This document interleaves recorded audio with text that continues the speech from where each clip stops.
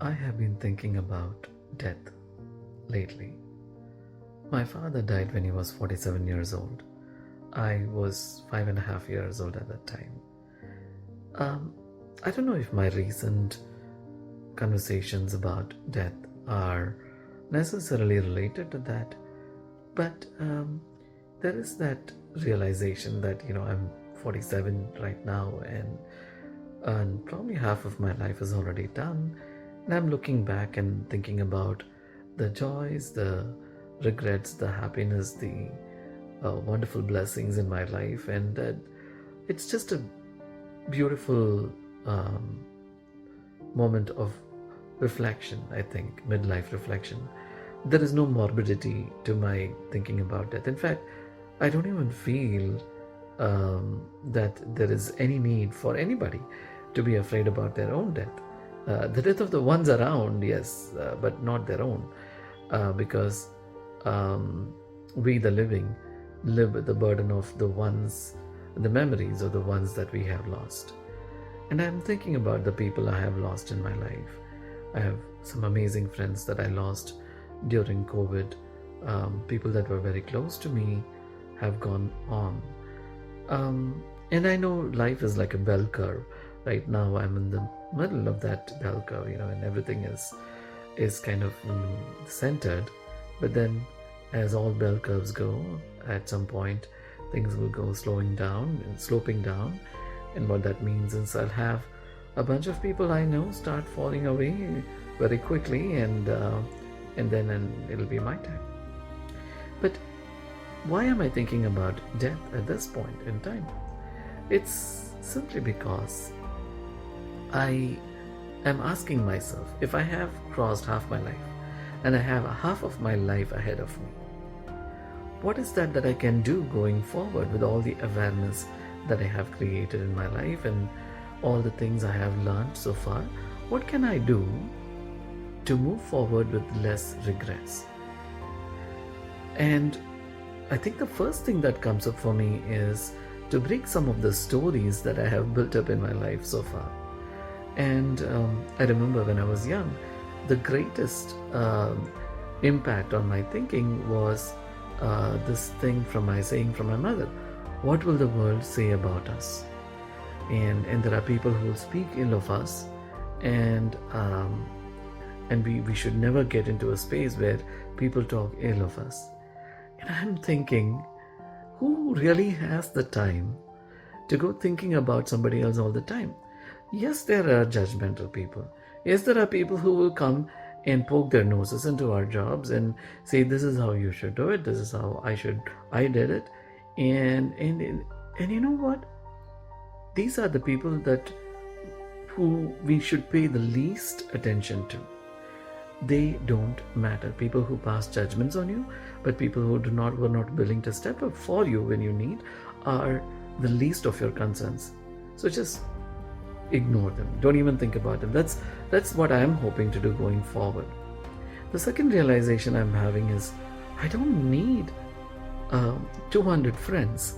Really, all I need is 3 or 4 friends who I truly resonate with. And again, this goes against the logic of saying this person should be here or that should, it's just that you feel that some people are connected to you. There is an energy field and an energy law that binds us, and we are bound to some people more than the others. So that's, to me, is my second big thing.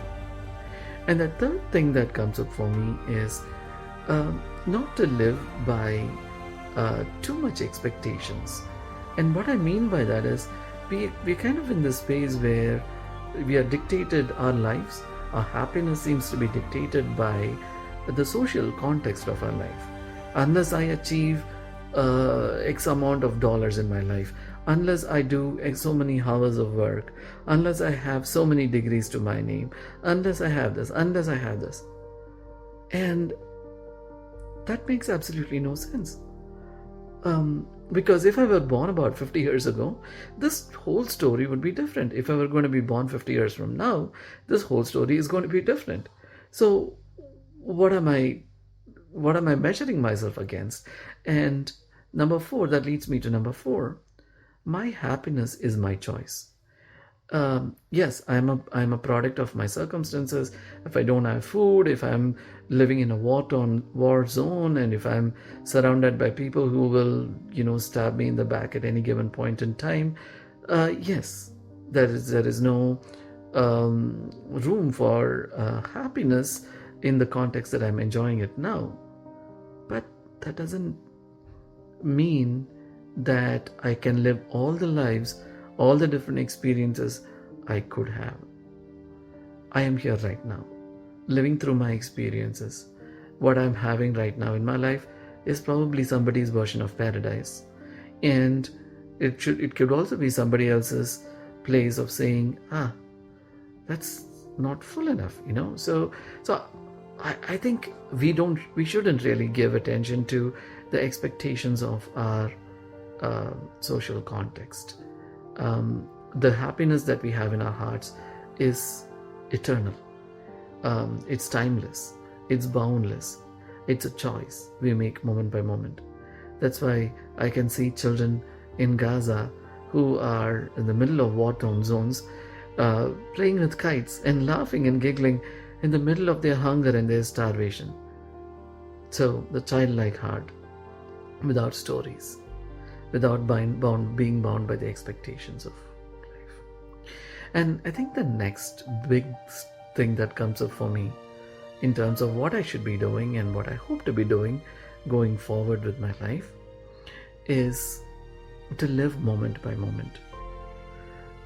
I have spent so much of my time living in my what ifs.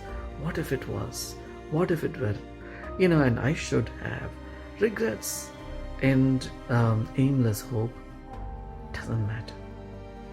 Again, I've realized that I can find heaven in a grain of sand.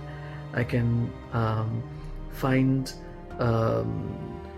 sadness even if I'm surrounded by great wealth. It's just that the way I'm perceiving it without regrets, that's the big deal. And then I'm thinking, ego, that's number 6, I think. Ego is useless. I mean, if I have anger against somebody, why hold on to it? Who am I punishing? And if I have regrets, and I have an opportunity to go and resolve it, if I could go and say, hey, I'm so sorry, man, I shouldn't have done that. What's stopping me from doing it? This stupid ego that comes in the way of moving on with peace. And I think the next important thing is realizing that, all these people who come into our lives, it's an opportunity for me.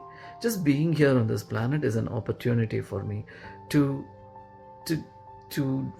discover with a childlike heart of what's happening, but two, to make things better for those who are not doing right, to speak up when I should, to hold back when I should, all in the name of harmony, all because that's what truly resonates with me.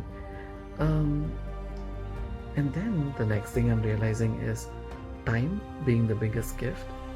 There is also this amazing innate time machine that we are built with. Within our minds, we can live a year in a second, we can live a second in a year. So, this time thing is very relative, but time is indeed the biggest gift.